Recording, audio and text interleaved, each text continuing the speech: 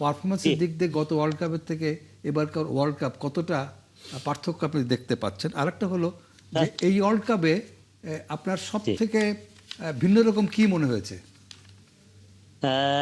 ধন্যবাদ স্যার। আসলে আজকে আমার আমার কাছে মনে হয়েছে এই ওয়ার্ল্ড কাপের সবচেয়ে ভিন্নতা হলো ৪৮টা দেশ অংশগ্রহণ করছে। হয়তো বিশ্বকাপের আগে আমরা মনে করেছিলাম যে এই বিশ্বকাপটা ওইরকম যে যে একটা টেন্স থাকবে না, বা আমার মনে হয় যে যে দলগুলো এসেছে ৪৮ দেশের মধ্যে তাদের পারফরম্যান্স অত ভালো থাকবে না। কিন্তু আমরা দেখেছি টোটালি চেঞ্জ। বিশেষ করে কেপ ভার্দের মতো দল যখন বিশ্বকাপের স্টেজে এসে বিশ্ব চ্যাম্পিয়ন, ৩টা বিশ্ব চ্যাম্পিয়ন, বিশেষ করে স্পেন, উরুগুয়ে এবং আপনার লাস্ট ম্যাচটা আর্জেন্টিনার সাথে যেই ম্যাচ খেলেছে, তো আমার মনে হয় যে এই বিশ্বকাপে যদি স্পেশাল কিছু থাকে তাহলে অবশ্যই আমি এগিয়ে রাখবো কেপ ভার্দেকে। অসাধারণ পারফরমেন্স ছিল এবং বেশ কিছু খেলোয়াড় আছে যারা এই বিশ্বকাপে চোখে পড়ার মতো পারফরমেন্স করেছে।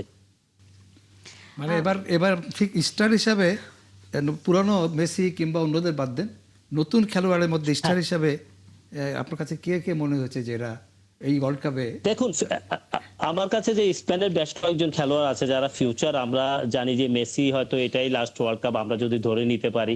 সো মেসি যে এখনো পারফরমেন্স করে যাচ্ছে, পাশাপাশি এর ফিউচার যদি দেখেন আপনার অবশ্যই ফ্রান্সের আছে, এমবাপ্পের কথা বলবো। এমবাপ্পে অসাধারণ খেলা খেলছে এবং আপনার এমবাপ্পের পাশাপাশি লামিন ইয়ামালের কথা বলবো, ওলমো আছে এবং আপনার রুড্রি এবং রুইজের কথা বলবো এবং প্যাড্রি। অসাধারণ টিম আছে এই দলগুলো। এই প্লেয়ারগুলো যদি ফিউচার আমরা দেখি যে একটা সময় আমরা ভাবতাম যে ম্যারাডোনা যুগের পর এমন কেউ আসবে না, কিন্তু আমরা মেসিকে দেখেছি, মেসি এসে কিন্তু ফুটবলটা চেঞ্জ করে দিয়েছে। সো আমার মনে হয় যে সেম থিং আমরা মেসিরা হয়তো এই বিশ্বকাপের পর চলে যাবে, কিন্তু আমার মনে হয় যে এর ফিউচার যে প্লেয়ারগুলো আছে আমরা যাদের নাম বললাম তারা কিন্তু ফিউচারে ট্যালেন্ট এবং তারাই কিন্তু ফিউচারে ফুটবলকে নেতৃত্ব দিবে, বিশ্ব ফুটবলকে।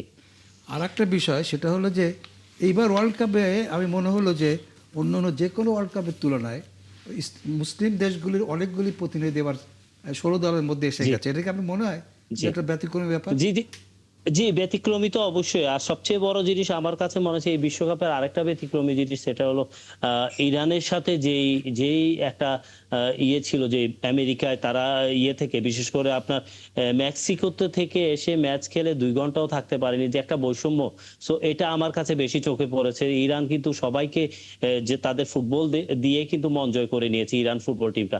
এবং বিশেষ করে আফ্রিকার দল হিসাবে আপনার কঙ্গোর কথা বলবো, ডিআর কঙ্গোর কথা বলবো, ওরাও অসাধারণ ফুটবল খেলেছে। সো মুসলিম দেশগুলো যেগুলো আছে আপনার মরক্কোর কথা বলেন, আপনি মিশরের কথা বলেন, অসাধারণ পারফরমেন্স করেছে। এবং আমার বিশ্বাস যে যেই ফুটবল খেলছে, বিশেষ করে আপনার আফ্রিকার দলগুলো, তার অদূর ভবিষ্যতে তাদের যে পারফরমেন্স, একটা সময় তাদের হাতে বিশ্বকাপ যাবে সেটা অপেক্ষা রাখে না। কিন্তু আরেকটা বিষয়, ওই যে মিশর এবং আর্জেন্টিনার খেলায় যে যেটাকে নিয়ে বিতর্ক, ওইটা আসলে কি? এটা আপনি একটু বলবেন? আসলে এখানে হলো স্যার, আমাদের যেটা এখন এখন যে আপনার যে সিস্টেমে এগুচ্ছে ফুটবলটা এবং আপনার ডিভাইস গুলোর কথা বলি, হ্যাঁ, ভিআর এর কথা বলি, ফোর্থ রেফারি। এখানে রেফারিরা যখন খেলা চালায়, যখন একটা খেলোয়াড় হ্যাঁ ফাউল হচ্ছে মনে হচ্ছে রেফারির কাছে যে এটা ফাউল না, কিন্তু ভিআর এর চোখে এটা ফাউল মনে হচ্ছে, তখনই ভিআর তখন জাস্ট ইন্ডিকেট করে রেফারিকে যে এটা ফাউল হয়েছে, তুমি এটা চেক করো।